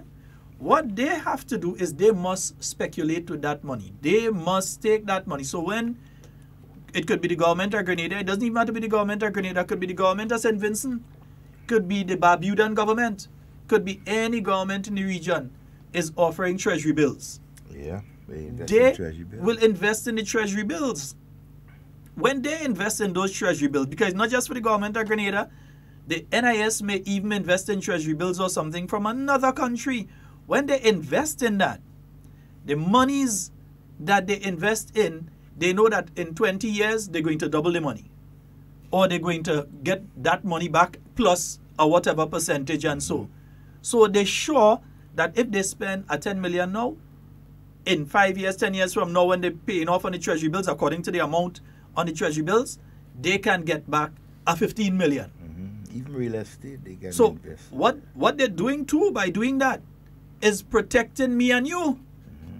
Because while we paying money now, we ain't going on pension until 20 years from now, 15 years from now, according to our old years, 5 years from now, according to our old years. So they are making sure that when the time comes for you to go on pension, that your money there. Yeah, I'll go into it in a little more detail in a short while. Let's take a call. Hello. Good morning. Hey, Hi, Camille. Good morning. Good morning, Mr. Morning. Scott. Good morning, And good Cam. morning to Sheldon Devon Romain. Welcome back. And let me tell you something this morning, Mr. Devon.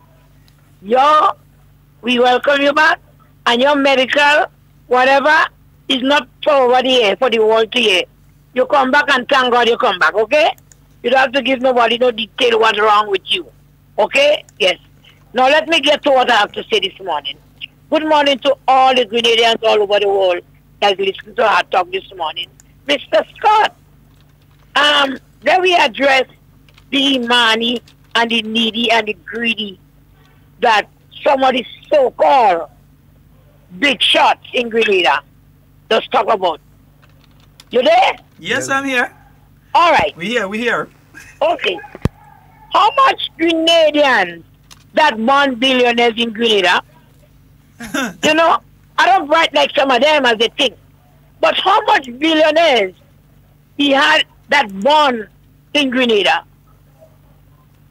You know, people, 90% I could say are Grenadians that achieve something that become, that has some money, has some property, has some wealth, come from poor background family.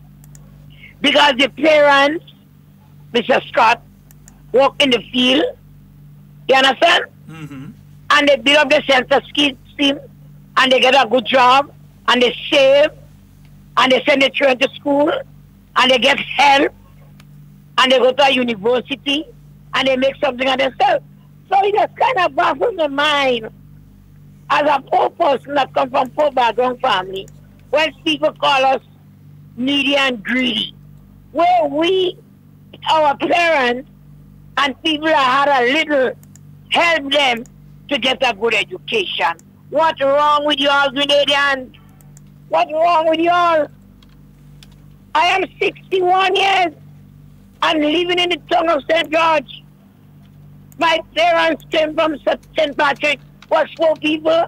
Most of the people that came down in the early years, they came and work with people in the kitchen. They had a little land, sell the cocoa, the nutmeg.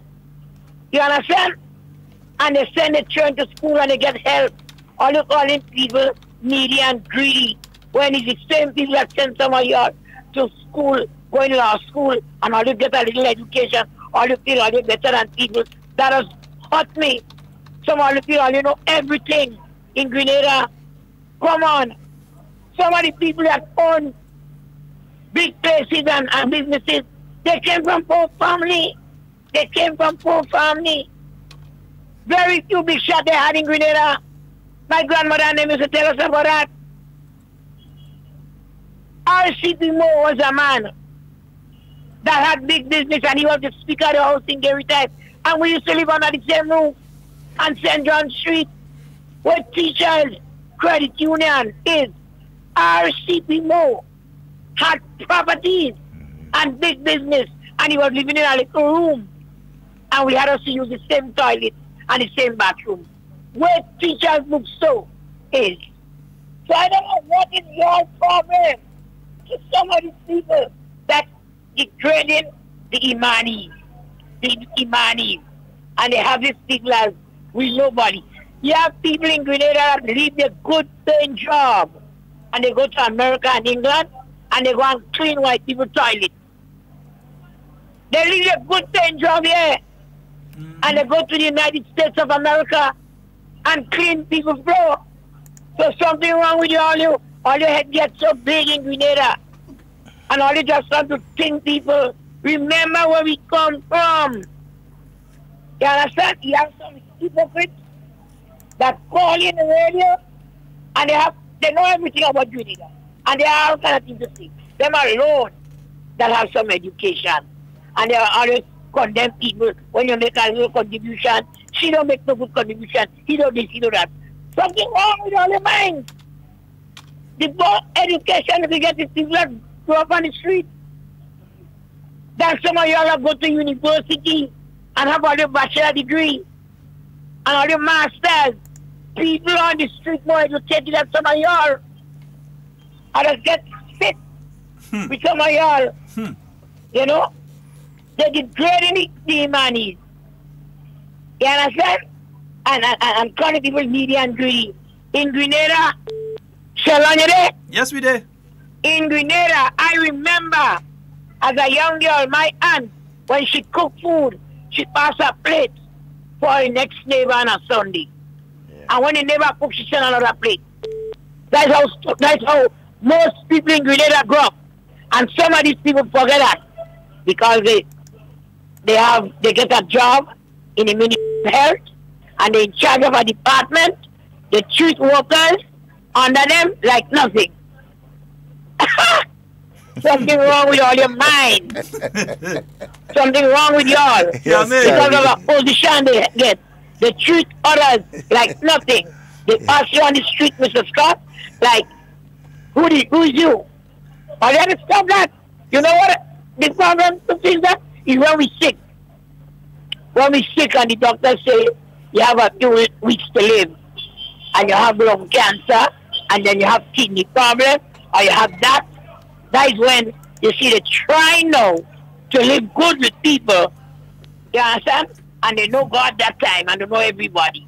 Have a blessed weekend. And Matthew, and Mr. Watt, and Zingo, and Deputy, and the praisers, and the chase in America, and the court. Have a blessed weekend. Grenada is nice today, despite whatever we're going through. And my heart goes to the people in New Zealand where they kill 40-something people. Yes, boy. Wow. Yeah. You know, my heart goes to these people there. All right, my dear. Have a blessed weekend. All right, darling. Yes, because we gone over with time. What a perfect way to end. Yeah. But Devon, just to complete the thing I was saying before too, the NIS has to make investments, whether it's with the Grenada government, or I'm sure the NIS in Grenada are probably holding bills from other governments in the region, and so as do other governments. Government here float something, and other governments, NIS and so, would come and take a treasury bill out of Grenada and that sort of thing. So there's nothing wrong with the NIS investing. Have to invest some money. They have to invest. They do so carefully. Real estate and other things, you know. They do so carefully, but they have to invest. Not like how some people they try and force their hand last time to take properties that wasn't going to go up in value. Yeah, they tried to force their hand to take 14 properties. They even sell property that wasn't theirs. Yeah, trying to give it to the NIS and then saying, well, we give them property, but is the property that those properties still probably the same value that was back then right now?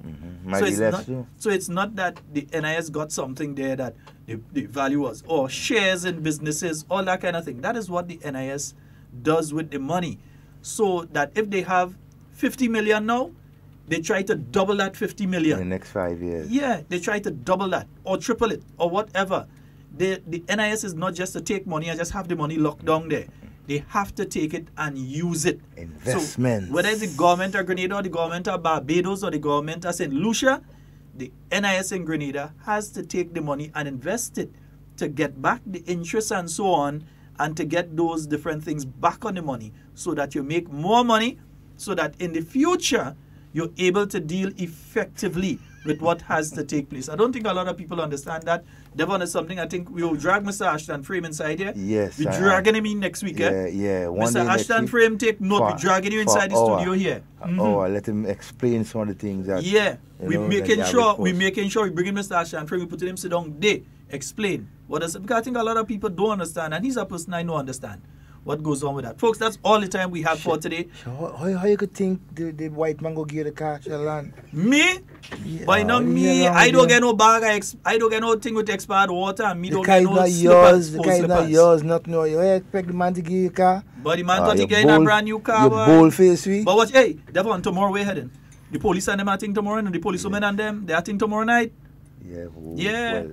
And then up in Carriacou, they have the anniversary church service for the new National Party 1 year in office. They have that on Sunday. That's going to be taking place at 9:30 at the Glad Tidings Pentecostal Assembly. That's on 2nd Avenue in Hillsborough, starting from 9:30. So be there for 9, All right? That's for completing 1 year, a successful 1 year in office. Yeah? If election call in Carriacou right now, kid drive winning by one kind of margin there right now. Yeah, boy, I ain't lying, boy. What? Yeah, it's our games up there? What is having Carriacou there? 21st and 22nd. Yeah, that next week, man. We go announce that one when the time come. Be that up. Right? Yeah, we go announce that one when the time come. All right, folks, as we said, that's all the time we have for Hard Talk today. Remember, tomorrow night, it's going to be taking place at the Grenada Trade Center. It's a Shine 2. I saw the ladies preparing yesterday, and I'm so excited. Believe Nazim, we going? You heading across? Yeah, boy, we're going to support them policewoman and them, boy. They'll support everybody in the country. Support the policewoman and them. All right? Taking place tomorrow night. We are out of here, and whatever you say and whatever you do it safe and secure. Want to be speaking to and with you. Not about you. We are out. We say thank you to the Southern Zone for a very successful start to the National Secondary School Games. Now on Thursday, 14th March from 9 a.m., we head west side to the Cutman Peters Park in Boer for the Western Zone qualifiers. See Powerhouse, McDonald College, St. Mark's Secondary, St. John Christian Secondary, St. Rose Modern Secondary, Happy Hill Secondary, Grenada SDA Comprehensive, all competing for placement at the Grand Finals to be held at the Kirani James Athletic Stadium. Friday, April 5th. All students present, past, and well-wishers, please come out to support the nation's children. Admission absolutely free for everyone. Now on Thursday, 14th March, National Secondary School Games, Western Zone. Your games, your future. Our nation's children still have a dream. The opportunity will shape their destiny. Thursday, 14th March.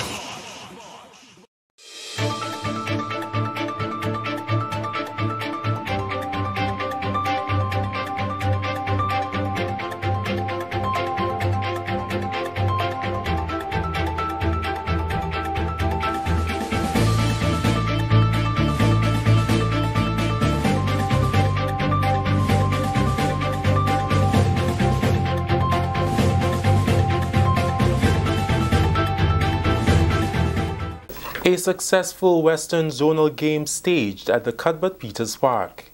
Details to this story and more in the National Report.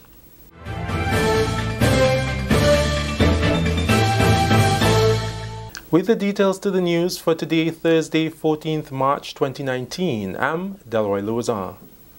More than 190 athletes competed in 58 events at the National Secondary School Games Western Zonal Meet on Thursday. The athletes from the 6 secondary schools on the western side of the island came out in record numbers and competed in friendly rivalry at the Cuthbert Beaters Park on Thursday in what was dubbed a successful National Secondary School Games Western Zonal Meet. The athletes received support from their peers and in some instances their teachers. Former principal and educator of the St. John's Christian Secondary School, George Wilson, who attended the sports meet, said sports plays a pivotal role in the overall development of the students. I went in person to St. John's Christian Secondary School, chose a gun and mobilized the students. And as it were, I impressed upon the athletes, turn out today in large numbers and give your best as customary.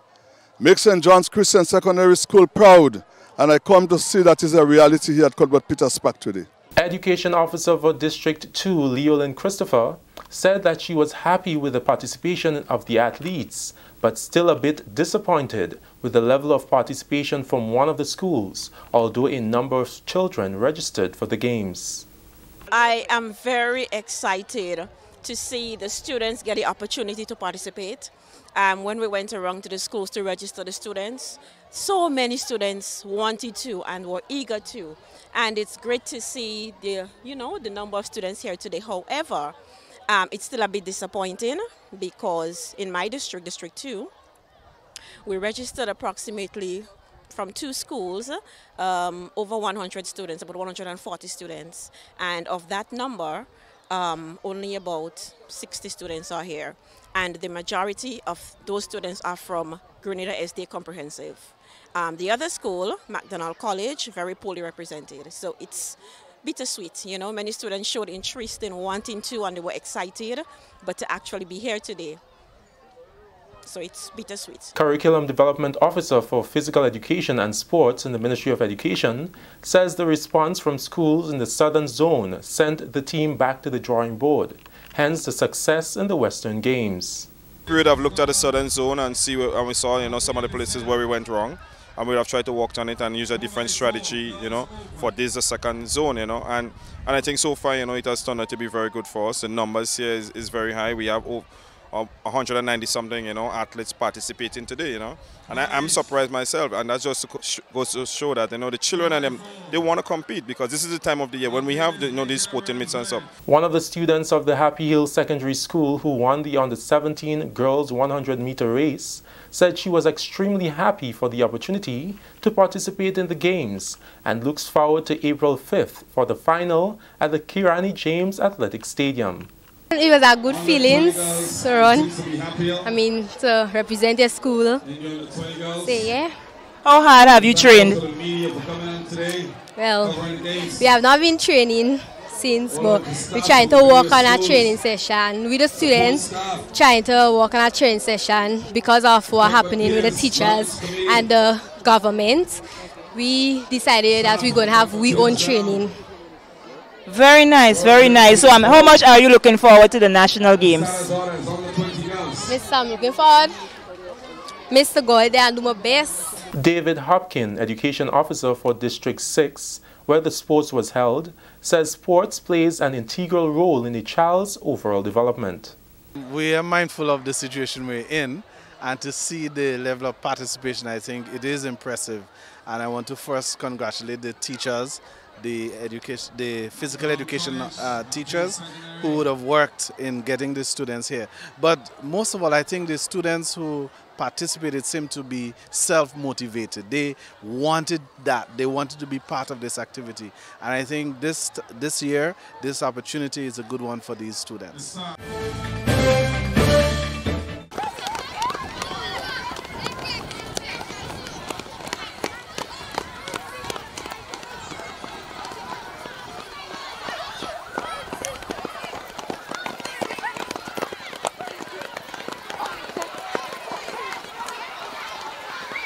A tsunami impacted the town of Sauters and Hillsborough on Thursday, resulting in widespread destruction.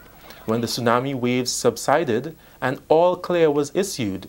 That is the scenario that was presented following a simulation eruption of Kikem Jenny at 10 a.m., causing a 6.0 magnitude earthquake at a depth of 10 kilometers, which triggered a tsunami with waves of up to 0.86 meters or 2.8 feet. It was all part of Carriacou Wave 2019, which gave Grenada the opportunity to test the standard operating protocol created in 2018 as part of a pilot tsunami-ready project launched in St. Patrick. The Carriacou Wave exercise is geared towards improving the effectiveness of the tsunami warning system along the Caribbean coast. Minister with responsibility for disaster management, Senator Winston Garwe, said it is equally important to build resilience and awareness. If we have to build resilience to tsunamis, to earthquakes, if we have to be able to respond adequately, there must be some level of awareness, education, preparation. So this exercise today was geared at helping you to become more aware as to the realities of tsunami. As you know, Kingdom Journey is only 8 kilometers away from St. Patrick's. So it's a real live trek out there. NADMA's acting coordinator, Superintendent Sylvan McIntyre, said although there were glitches within the exercise, the main objective was met. We recognize there were quite a few things that went well, and there were quite a number of things that did not go so well. It leaves us to go back to the drawing board, to fix the things that did not go well, the things that did not happen right, the information that did not come at the time we expected it to. But all in all, there is no failed exercise. It is to bring out the reality of what is likely to happen.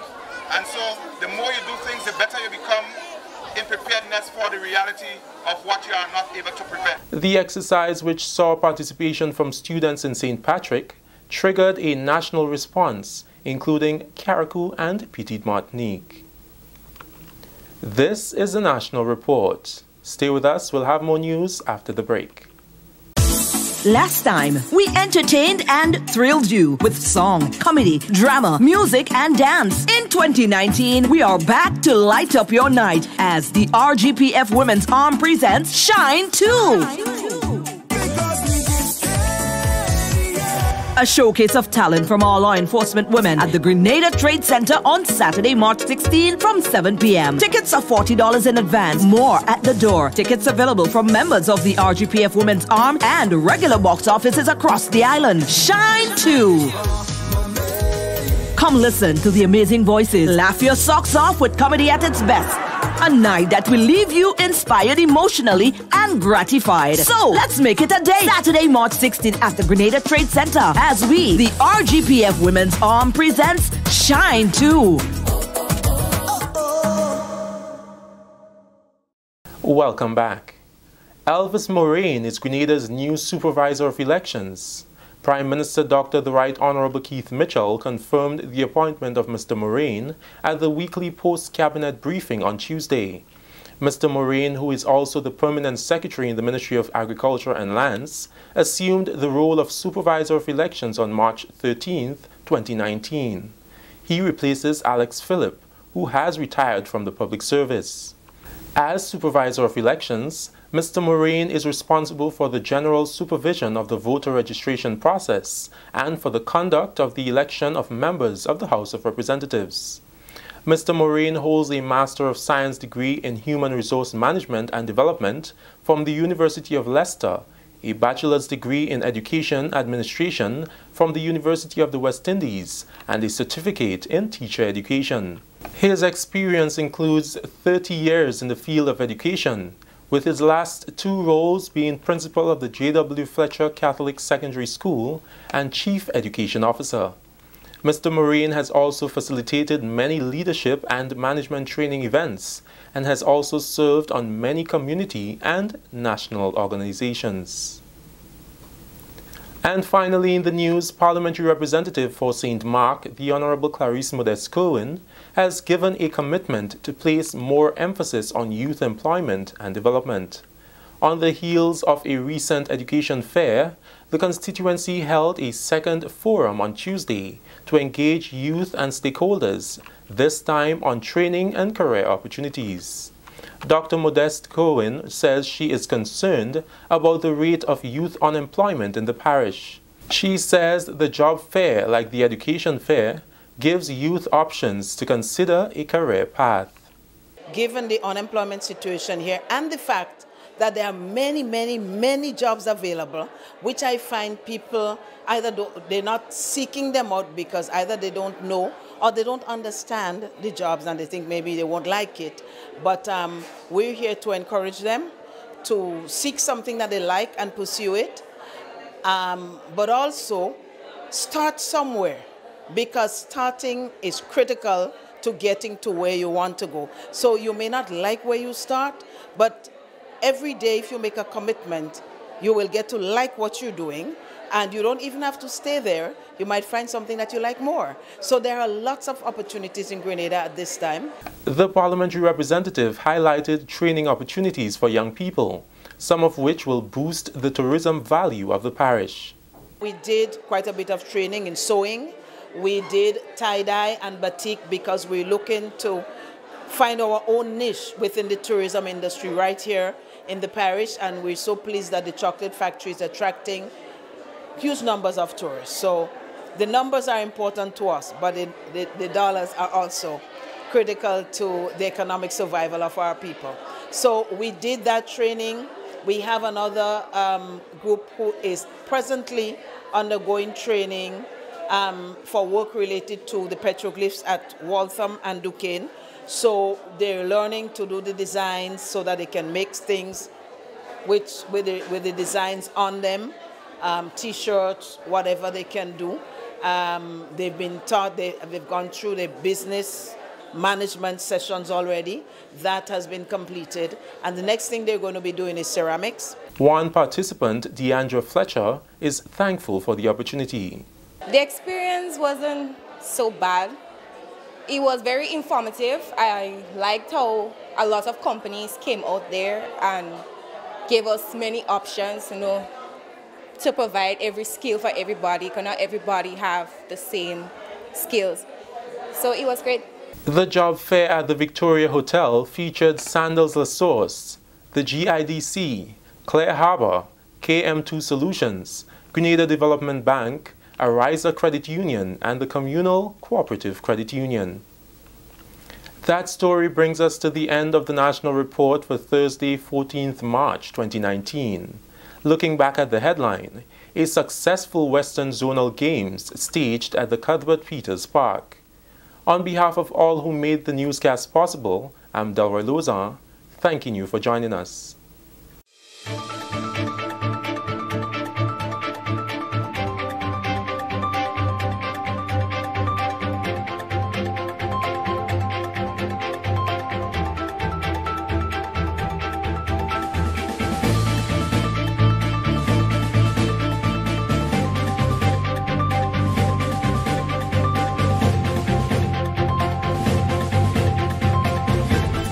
Up to date with all that's happening with the new national party, NNP.